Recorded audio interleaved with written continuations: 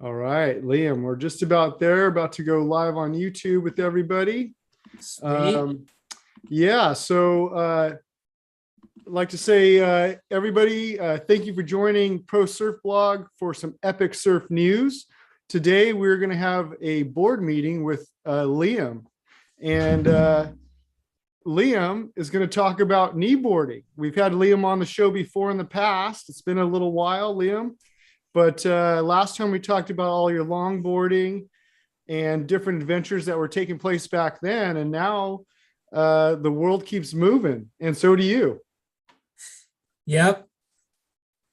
I've seen online on your Instagram, Liam, that you started venturing into kneeboarding a little bit, and as you may know, I hung out with Mitch Farner recently for a little bit, and he was talking a little bit about some of the things you were doing with that as well. So figured it was a good time to get you back on, get you live streaming. And so why don't you start from the beginning, Liam, and let us know, when and how you got into kneeboarding, and then, what that's kind of where you've taken that since then. Well, being a surfer for a long time, as you know, I'm a longboarder and I've ridden so many different boards, and the only board that was lingering the entire time in my surfing career was a kneeboard. Because Okay. I've ridden belly boards, I've ridden short boards, I've ridden longboards, I've ridden gliders, the whole 9 yards. But I'm like, Bodyboards? What about bodyboards? bodyboards are pretty fun. I used to compete on those actually before I started longboarding. I was a bodyboarder. Nice. And then I discovered kneeboarding actually from my friend Tim Phillips from Okay. Traps. He brought down a kneeboard for me one morning on a 3 to 5 foot glassy day, and there was A-frames left and right. It was probably the best traps I've surfed in a long time. So I had my longboard in the truck just in case, but my buddy Tim Phillips is like, here, take this Pendoflex out, Liam, and see how you like it. And then I tried it and I took it out, and Right. I had the time of my life on it. Looking at the wave from a different perspective was just amazing. And turning on your knees, it's a lot more challenging than standing up because you're not in a staggered stance like you are on your surfboard. You're going parallel to the wave. So when you first tried it, you actually on that day you were actually surfing as well on that day. You brought your Yes. surfboard too. So I find myself when the waves are good and I have my surfboard and there's other devices or surfing type apparatuses available. Those are always a good time to have fun and do both, because you kind of get your surfing fill out of the way, and then you're just kind of having fun and kind of open up your mind. So what happened on that first day? I mean, did you get pounded? I mean, what happened? Well, the very first wave I got, it was actually a really long one, all the way to the rocks on the beach. And I was just on my knees and I was like looking at the wave, just going like this the whole time. I'm like, I'm going to pull in first wave. And then all of a sudden I pulled into this wave and somehow just shot out of it. I'm like, oh, this is so much fun. I got to start doing this more on a hollow day. So you kind of you're on your knees. So I mean, it probably maybe it made it easier to not dodge the barrel because you were kind of just like locked in. Yeah, when you're on your knees, it's super easy to stay in the pocket. You know where the pocket is because if you fade, even one little fade, you're in the spot where you can get covered. Okay. And so I don't know if you already mentioned it, but what kind of kneeboard was it? Like, are there different styles, and what kind of brand was it? Do you recall? The very first kneeboard I took out that day when I first started was my buddy Tim Phillips's board. It was a Pendoflex. They're actually shapers down in Point Loma area. They've been around for years, and there is different styles of kneeboards, like the ones like the fish shapes, the high performance style fishes, and the ones that look like short boards were the ones that people ride in the contest and just ride in general. But for me, I personally like the George Greeno template spoons. Those are my favorite boards. And I'm actually going to be getting one shaped here soon. So I think I'm going to be moving towards that instead, but most of the ones that I've been riding are just the high performance ones, the fishes. Okay, because there's a couple young guys over where I surf at the harbor. I call them the hipster guys, but they surf, but they also been shaping, like, in the backyard kind of thing, Mhm. and not just shaping surfboards, but they, about maybe 2 years ago or something, they were showing up with these kneeboards that they were shaping, and they kind of had, I think it's what you're referring to. It looked like a small surfboard kind of, but on the deck, it had like a little groove kind of towards the front of the, or middle of the front of the board, almost to help keep you in your position maybe. And Mhm. then I think they put a little bit of padding down as well, because you take a little shock to the knees, I imagine. Also, too, you don't want to get pressure dings in your boards. That's what the deck pad is for, to prevent those pressure dings, and also too, so you don't have to worry about wax and making a mess in your car. Well, you're young. You're worried about the board, man. I'm worried about my knees, dude.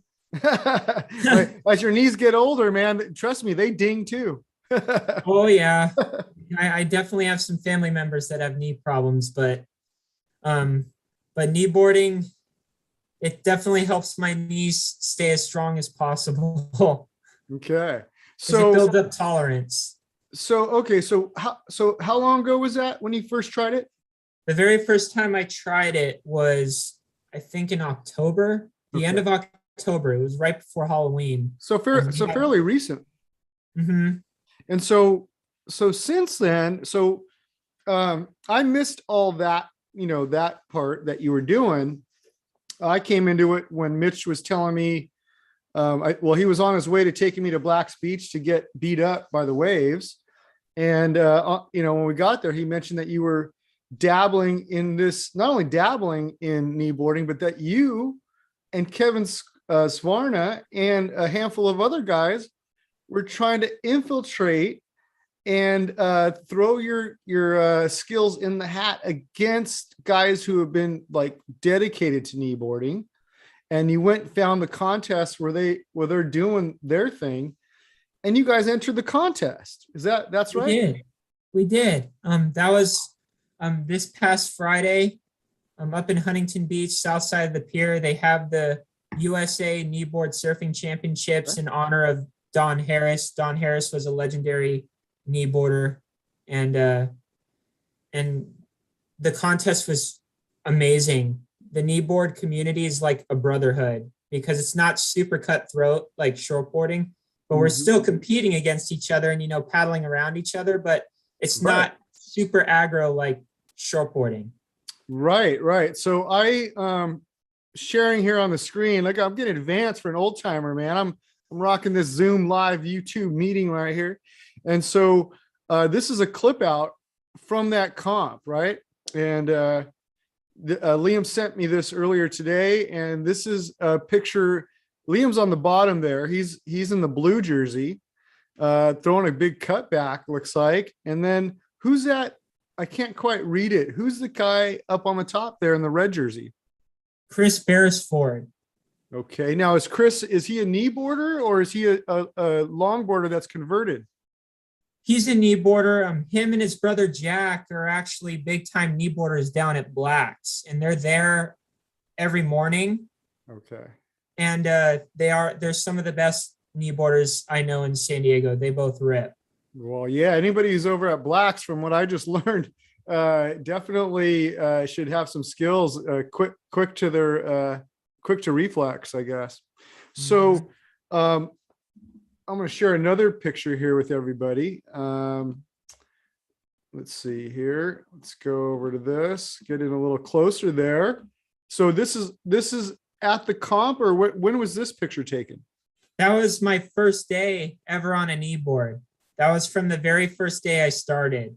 Okay, and you got flippers on. So with the kneeboard, flippers are still part of the deal.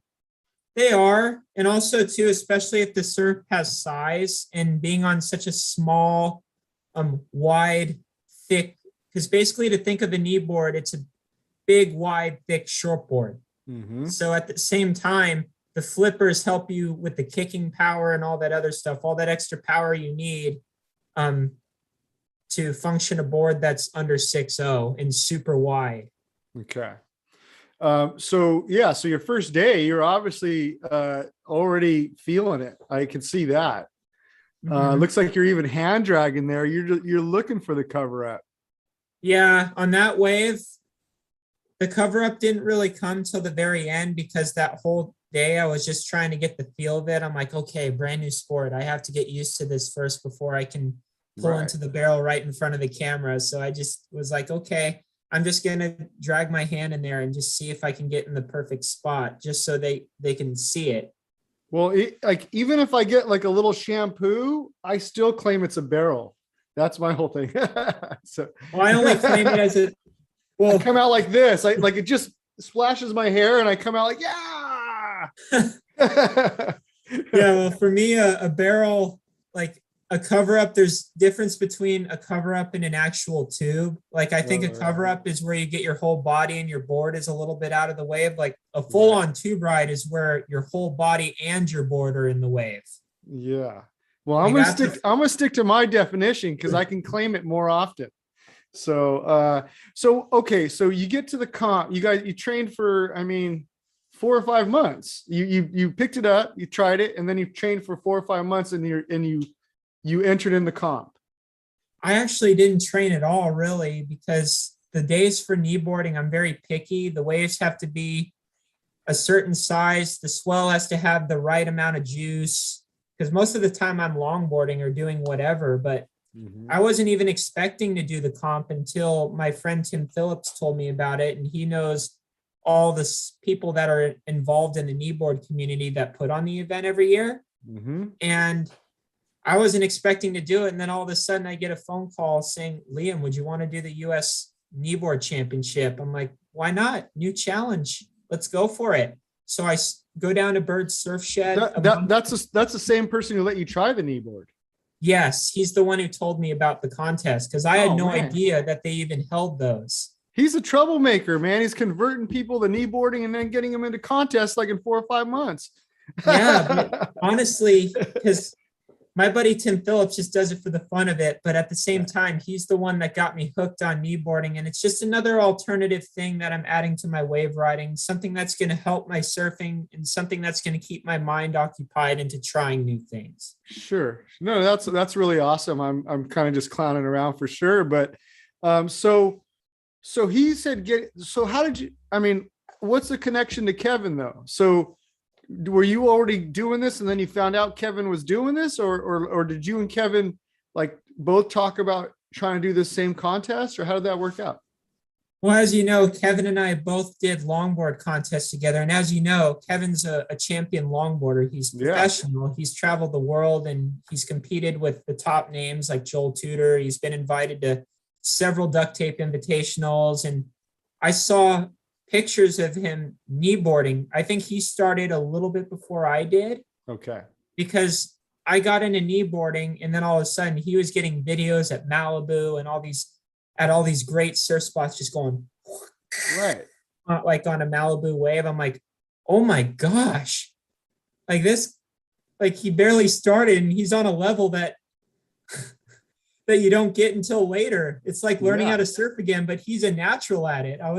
It inspired me to give it a go. That's cool. So when you showed up at the comp, I mean, you pretty much like you didn't coordinate that with him. You were just there at the comp as well, and he was there. Yep. But we also talked about it a little bit too. We Okay. posted it on our social media stories because I actually had to go down to Bird's Surf Shed to get the forms. That was about a month Okay. before the contest happened back in January. Yeah. So I had to fill out the form and then you have to submit your form before the deadline Mhm. or right when you get it because they have a wait list. So at first I was put on the wait list. I was number 7 on the wait list. Oh wow. And then about a couple days before the event even started, I got a text message from Joe, you know, the one who does SD surfboards or kneeboards. I don't, but okay. Well, he shapes a lot of the guys' boards, especially the guys that compete. Okay. So he shot me a text or an email a couple days before the contest saying, Liam, you're in the event. I'm like, okay. I'm like, which division? And then he said pro junior. I'm like, oh wow, okay, the pro Yeah, junior. I'm like, I'm not only been doing it for like 4 months, and I'm in the pro junior. That's that's I'm cool. like, what? I'm like, So, I'm gonna get smoked. there must be like a, a enough kneeboarders or not enough kneeboard contests for the amount of kneeboarders are out there. If there's a waiting list, I mean, you got in, but like you weren't sure based on how many people probably initially wanted to be in the event. Yeah, because I had no idea that I was even competing in it because I was number 7 on the wait list, and Right. usually the 7th person on the wait list, it's pretty rare that they get in. But I was put in for both the pro junior and the open men. I'm like, all right, I'm in the event. Let's do this. But I was nervous because I thought, I'm like, oh, I'm going to embarrass myself in front of all these people because I've only been doing it for 4 months and these people have dedicated their life to it. I'm like, I'm going to be like a kook to these guys. And then all of a sudden I just get out there, all the nerves just go away. And Yeah. I was just like, it just felt like at home, like surfing the Huntington Cool. left it to the pier. It almost felt like traps in a way because it's a So steep fast wave. the left in the pier. So you were on the south side. Yes. Okay, cool, man. I used to surf over there. I used to live right a couple blocks away from that. So I know the wave pretty well, but it can be tricky sometimes. So It can, like the left actually. I was thinking about shooting the pier, but at the same time, the wave was super quick. And then I ended up going right, and all my winning waves were rights actually. well, and I can't imagine like shooting the pier, like when you're standing up, if you shoot the pier and danger's in front of you, you can like jump. If you're on your knees, you really can't like launch like out of the way of the pylon or something. Well, believe it or not, Kevin Skvarna, he shot the pier. I think it was his first, or he was in the heat, in the open men's heat right after mine. He shot the pier, I think his first or second wave, and he did a big snap off the lip underneath the pilings. I was like, I'm like, did anyone just see what I saw? That's amazing. I mean, shooting the pier is pretty hairy. I mean, out of all the piers, I mean, they have probably the biggest gaps, the most you have the biggest chance of making it through the pier, but still, I mean, you have to see it coming, like the opening, you know. But Kevin, not only did he shoot the pier, he did a top turn underneath the pier and still made it all the way across. And we were all just on the beach, just going, "Oh my God!" So at the end of Oh the my comp, goodness! Like this Kevin is unbelievable. Kevin won. He won the comp. Kevin won the pro juniors. He almost took out the open men's. He was runner up to this one guy named his last name was Backer. I'm still trying to figure out everybody's name in the kneeboard So, community. but wait, Kevin's a little too old for pro junior, isn't he? The pro junior, it's any age up to 29. Oh, dang, dude. Freaking Groms are huge. They're freaking old. Groms have like beards now. Yep. Hey, we live Okay. in a whole new generation now where Yeah, the new Grom is like 30. That's cool. I love it. but So it's super cool. so so on the podium, what place did you come in, Liam? I got third in the pro junior. So in pro junior, you and Kevin were on the podium. Yes. Well, Kevin took the pro junior and he was runner up in open men. He almost took out both divisions. So the second place on the pro junior, was that also a surfer or was that a kneeboarder? Do you recall? I think a kneeboarder. He rides for Infinity. Okay, cool. I mean, I'm happy that a kneeboarder actually somebody took, got on the podium, because man, the longboarders came in swinging. You guys came ready to take the crown. That's pretty cool. Yeah, well, I was just there to get an experience because all my years of competing in longboarding and all these other avenues of surfing, I figured it was time to give kneeboarding a shot. That's pretty cool, man. Yeah, pretty awesome experience. Well, it's good to hear. So it sounds like you will probably continue to dabble in kneeboarding going forward a little bit, huh? I think so. I'm gonna just do it for fun right now. As I mentioned earlier, I'm gonna get a kneeboard, a different one instead of like a like a performance one where Uh-huh. you pump it like a shortboard. And I wanted to get a George Greeno spoon, Okay, cool. So like you're gonna kind a of, template. yeah, you're gonna kind of like expand your kneeboarding horizon. I do, because honestly, the performance boards, they're good and all that other stuff. I like them, but at the same time, I'm looking for something that's a little smoother. And Right. Barry Snyder, shout out to Barry Snyder because he's the one who shapes my knee boards. Snyder And Design. Nice. yeah, right over here in Oceanside, and he has Mm-hmm. all these rad knee boards, and he just made this modified spoon for this one guy named Dave, and I want to get a copy of it All and right. take my kneeboarding to a place where it's a combination of old school and new school. Nice, man. Well, that's good to hear. And so, yeah, well, that's pretty exciting. So were the kneeboarders, I mean, were they excited? Were they in shock? Were they kind of tripping out that you guys kind of showed up and were able to, perform in the contest? I mean, how did that go? Well, honestly, like for me, because kneeboarding's a brotherhood, as I mentioned before, but at the same time, they were more amped on Kevin because Okay. Kevin was doing all the crazy stuff that Okay. nobody's seen. Like a few months into kneeboarding, they've never seen anybody do a turn off the lip underneath the pier and shoot the pier. And the way Kevin almost took out both divisions too was just phenomenal. I never knew Kevin was that phenomenal. I saw him at Malibu. I'm like, oh, he's pretty good. But then when I saw him in person up in Huntington, I'm like, whoa, this guy's already at pro level when he just started not too long ago. Mhm. Yeah, he visits Oceanside quite a bit, or surfs there quite a bit, and he's always surfing really strong and looks in great shape. And seen him over at Sano a couple times, and so yeah, he's definitely an amazing, talented guy. So yeah, I look forward to seeing more of him surfing and kneeboarding, I guess. Oh yeah, he's definitely one to watch in the longboard world, the kneeboard world, or just any board that he rides. He just rips. He's just so talented. It's unbelievable to watch. Cool, man. Well, it's good. Thank you for the update on kneeboarding and what you're doing there.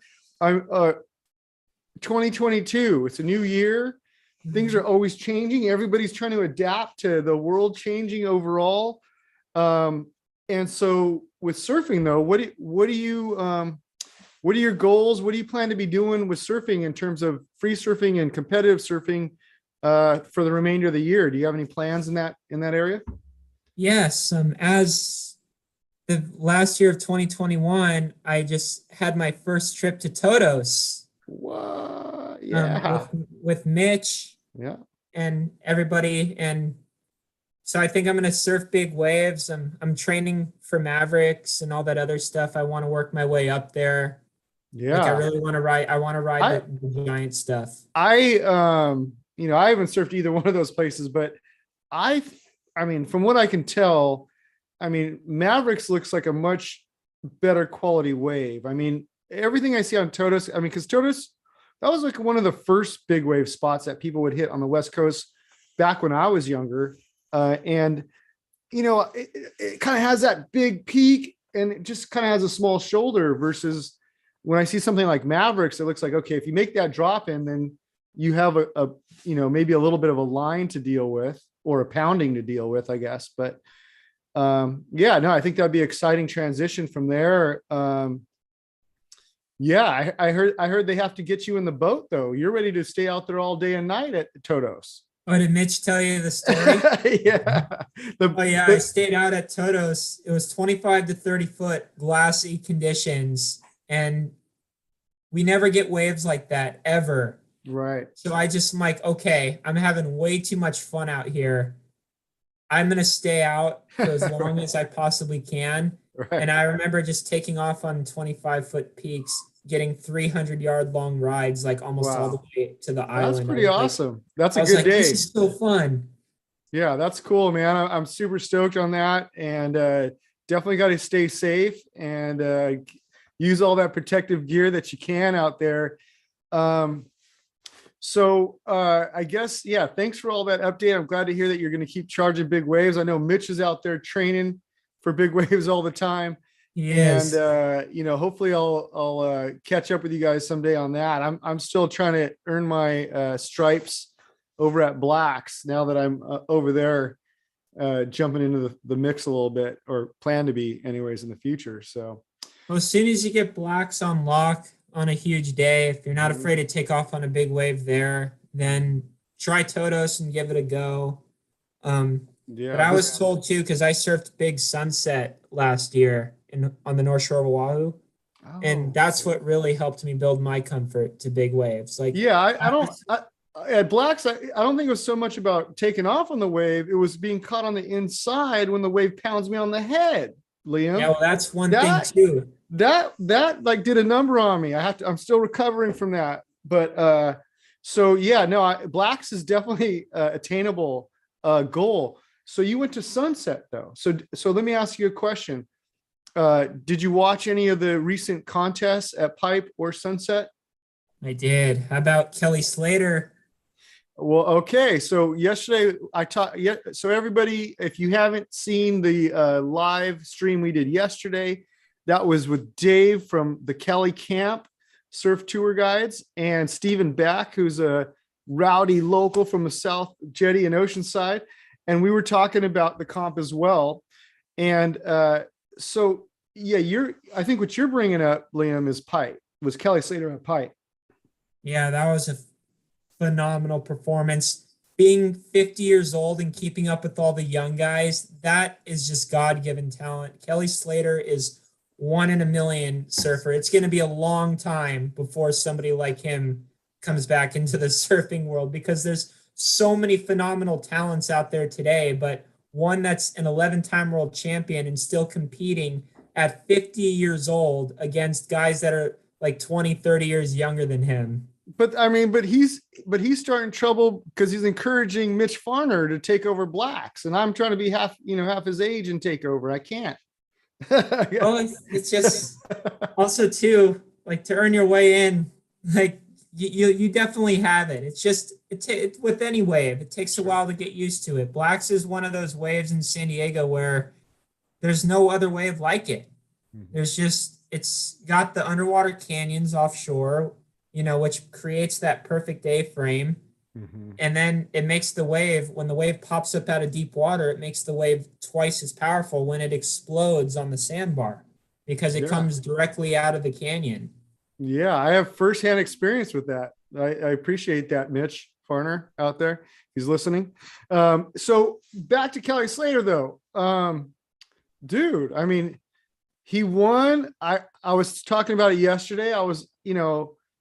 He was very aggressive on the forcing interference tactics, which I think helped him win against the young guys who were maybe not ready to play, that little snaky kind of game, but it worked. And he basically flexed it, and it took him all the way through the final to win that comp. Well, Kelly Slater's the best surfer in the world. There's no question about that. Just like, you can compare it to Tony Hawk, for instance, like two different, like if you were to flip their sports, for example, like Tony Hawk is the Kelly Slater of skateboarding, and Kelly Slater is the Tony Hawk of surfing. It's like vice versa, like you got Tony Hawk, who's the king of skateboarding, and Kelly Slater, Sean White in snowboarding, Sean White in snowboarding, yeah, and Travis Pastrana for moto. Absolutely. You see, dude, all those guys, all of those guys have just God-given talent. But that's my age group. That's why, we're making you guys work, Liam. We can't just let you take over. Other than you and Kevin, man, you guys are trying, but we're trying to.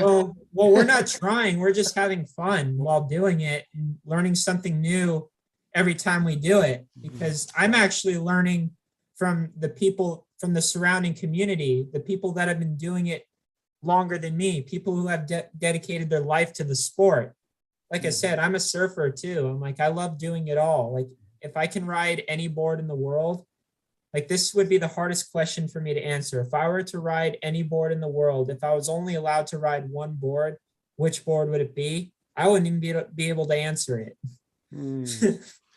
Yeah, I'm not sure either. I think every time I get a new board or a new one that works, it changes my mind again. If I would have answered that a year ago, I might have said well, if I answered it 10 years ago, I would have said a thruster ripstick. And then 4 years ago, I would have said a quad, hybrid board. And now this year I'm talking about twin pin keel fin 7.6, so Yeah. How about those twin fin pintails? Those are becoming more popular now. that's what I've been on. I actually had to finally put the board down. I was riding it like every day, every swell, every kind of wave. I loved it. I had to like put it down, dude, because I was like, dude, I need to go back and surf something else. And so really fun though, really fun board. So back to Kelly Slater though. So then pipe was over, pipe was done, right? They move over to Sunset. Yes. And then what happened to Kelly Slater? Did you see that? Interference, but he had no idea because, Sunset's a gigantic playing field and that wave is not easy to ride for anybody. Like even the pros, I even recognize some of the pros struggling. I'm like, because it's an open ocean wave. It's not like a perfect shallow water wave where they can get tubed, come and spit out. Like this is a wave, it's a power surfing wave is what it is. Right. And the pros, like they can conquer anything. Like they have the talent to conquer anything, but Sunset is an entirely different animal in the surfing world. Like it's not like any other point break in the world. Like I don't really think it was Sunset that did it to him. It was John. John remembered back in the day. Kelly Slater doesn't give anybody a chance. Well, what happened was the reason why Kelly Slater got that interference is because he was in the non-priority heat and John Florence was. And John Florence knew that. I think John Florence is a smart enough guy. And he said, you know what? He just watched what happened at Pipe. He saw Kelly Slater do that to Miguel Pupo. He saw Kelly Slater do that to Seth Moniz. And I think John was like, okay, we're going to pay him back. And he waited. It's competitive surfing. You know what I mean? Like it's the CT, like all the best in the world battling at it. It's super fun to watch, but I wouldn't want to be one of them getting the interference because I wouldn't even want to surf against them in general. Like even free surfing with them is intimidating because I remember surfing with some of the guys at Sunset. I saw John Florence out at Sunset on a 5'10" on a 10 to 15 foot day. Wow. Just 5'10" on a 5'10", just ripping. Wow. That's cool. Yeah, no, I mean, it like you said, it's competitive surfing. I know it sounded like Slater took that really hard, but so who wouldn't? You know what I know. mean? So like, I was like happy for him because he's the old guy crew. He's a legend. He's amazing.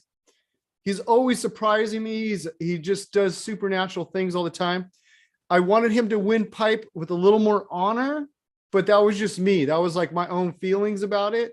At the same time, he won, and a win is a win, and he did it.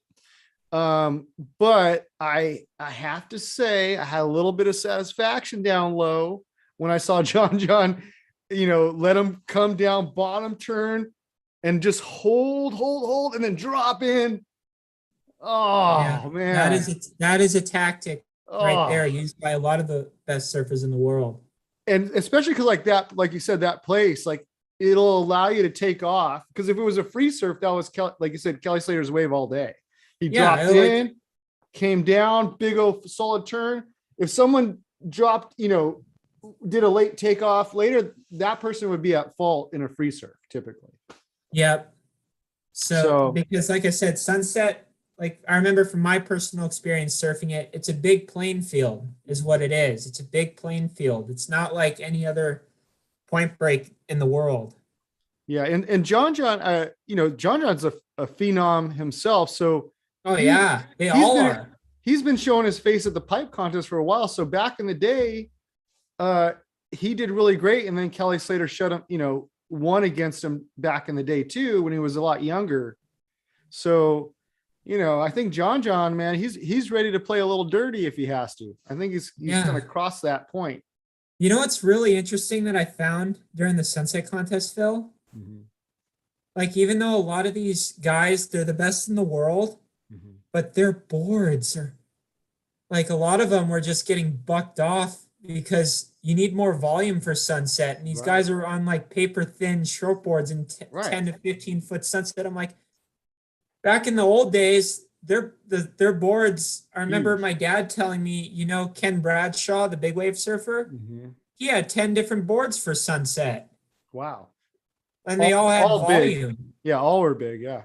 Yeah. And what's interesting is it's phenomenal watching them ride these paper thin short boards out there. I'm like, I can never do that. Like Well, I a was big watching sunset, them. I ride my gun. Yeah, I'm watching them go, and you see like these big, like I guess they're chops, but just big sections of uneven water. And I'm like, man, I would get bucked off on any of those chops on a small board. I wouldn't be able to stay, grounded Neither on would it. I. Like if I had to ride the boards that they were riding at sunset, I wouldn't have even have paddled out there. Right. Like honestly, like without Right. a gun, there's no way I would be out there. Yeah. Wow. So yeah, really, really exciting contest though. I had a lot of fun watching both of them. It was fun being a fan, and sitting on the couch and yelling at the TV and cheering at the TV. And so yeah, pretty fun. I mean, I think what makes it fun too is that there's a big gap right now. There's a bunch of people that have been on tour. I shouldn't say a bunch. It's becoming a smaller group of people that have been on tour, both men and women's, for a while. And then you Mhm. got all these people that are just, 22 and under, who are just been on, got onto the CT in the last year or two. So it's pretty exciting to see uh, Yeah. all this different kind of talent and stuff Amazing. taking place. It's the sport is evolving, which is what it's supposed to do. Because if there's no evolution, you don't have a sport. Right. And seeing all these new talents in the surfing world, it doesn't matter what aspect of surfing it is, it's just amazing because Yeah. it gives people that are getting into it an opportunity to learn if they really wanted to try it. And Right. it's Right. going to give them the inspiration to drive and chase after their dreams. Yeah, right on. Well said, man. So everybody, I want to tell everybody, thank you for joining us for this live stream today. Um, I've been in the background. I usually got videos playing. So some of these videos are videos I've done in the last couple weeks. So a lot of stuff from San Diego County. Well, you can see right there, someone's doing a little cut back. So check out those videos. I got some days with some really good waves, made a few different edits. And also yesterday, I want to bring up again the live stream I did with Dave from Kelly Camp in South Orange County and Stephen Back from Oceanside. We talked about some of the stuff we talked about today, so you can get to hear what they had to say about it. And yeah, check that out. And if you don't know, we have a surf shop on Amazon. So check the links in the description, or, we have it all around our sites and social media. If you go there and you click on our link first, and then you do your Amazon shopping, we get credit for that. So that helps keep this vlog going. You don't have to send us money. You just do your shopping like you would on Amazon. Just start with our link. Go to our shop and then just do whatever you're going to do. And we'll get the love for that. And also, if you go to check out some of our videos on YouTube on Epic Surf News, throw a like or a comment down, because what that does, that lets the algorithms, the matrix, like, it gets tickled. And it's like, okay, 2022, this is what people want. So that'll help us kind of, keep coming to the top of search results and so forth. So thanks again, everybody. I'm always super stoked on everybody, all the support I get on my local beaches and online. I think I have some of the best surf fans online. I mean, like, the most positive, stoked people ever, which is really cool. I mean, I guess if we truly made it, we'd have some haters too. But if I go to other people's surfing stuff, there's like a lot of haters and people are mad. And man, I just really love the stoke that the community that we've got right here has been brewing with. So thanks again, Liam. Super stoked on you. Is there any shout outs, Liam, that you want to give to anybody in the kneeboard or longboard or anybody in general that you'd like to give some shout outs before we wrap this up? Sure. In the kneeboard world, I would like to give a shout out to my buddy Tim Phillips, who got me into it. Sean Murphy, Kevin Skvarna, of course. Woo, the heat. Yep. And then in the longboard world, shout out to Shay Roney, Joel Tudor, Taylor Jensen. And then in the big wave realm, shout out to Mitch Farner. Yeah, free surfer Mitch Farner killing it. Taylor Jensen ripping. Joel Tudor, I'm sure you've seen, or you might see some of our posts. What about the women, man? Do they need to get paid the same, or what? Or you know, we're gonna hold them down? I saw that that's been an issue lately. I don't know what's going on. We need to pay them. We need to pay them, paying right? the women equally. That's not right. Yeah, we need to pay them. So That's not okay. 'Cause everybody they're out there- extremely talented. yeah, well, and I mean, as you know, Liam, and anybody who surfs like us, like it takes money and time to get the equipment, to go train, to put gas in your car, to eat donuts, whatever you got to do to go train. So if only half the women are getting the money and some of, you know, like it's just less money in their pool to train. So some people are critics like, oh, the girls don't surf as good at pipe or whatever. Well, They may want to rephrase that because yeah, Moana. there's women that are incredible at pipe. Right. And there would be a lot more if more women had money to go do all this stuff. Right. So like, I think, yeah, everybody out there, if you WSL, any kind of post, you know, be positive, be constructive, but like, we all have to agree that they have to have equal opportunity, and then we can talk about performance even more. But the reality is that women have already proven themselves. They're a great asset to the free surf lineup. If you go out to a surfing and you're in a lineup and there's all dudes, that's all right. But when there's like men and women in the lineup and everybody's having fun, that's truly a great time and a good blessing to be part of. So yeah, thanks for chiming in on that, Liam. And yeah, so thank you for hanging out today, and I hope we get to do this again soon. Yeah, thank you for having me, Phil. Always an honor. Right on, everybody. So everybody, shout outs again. Thank you so much.